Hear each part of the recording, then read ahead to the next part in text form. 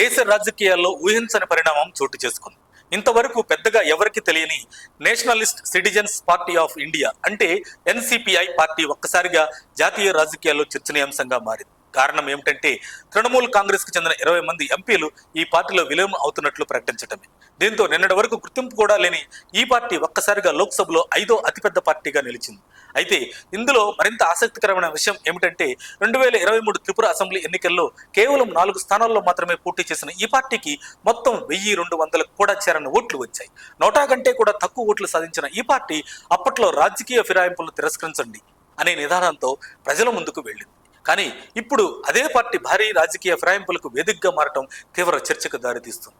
ఇక ఈ పరిణామాల వెనుక బీజేపీ వ్యూహం ఉందా అనే ప్రశ్న కూడా వినిపిస్తుంది. ఎందుకంటే ఎన్సిపిఐ ఉపాధ్యక్షుడు ఉత్తియే కుండు ఇటీవల పశ్చిమ బెంగాల్ బీజేపీ నాయకుడు శివేందు అధికారిని కలవడం, ఆ తర్వాతే ఈ పరిణామాలు చోటు చేసుకోవడం రాజకీయ వర్గాల్లో అనుమానాలకు తావిస్తుంది.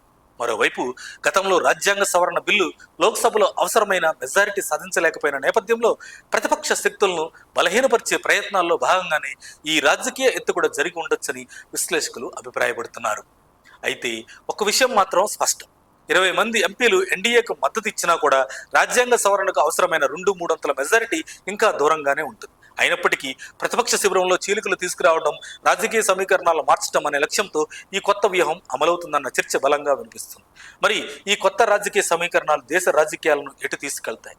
ఎన్సిపిఐ నిజంగా కొత్త శక్తిగా ఎదుగుతుందా, లేక ఇది కేవలం రాజకీయ వ్యూహంలో భాగమేనా?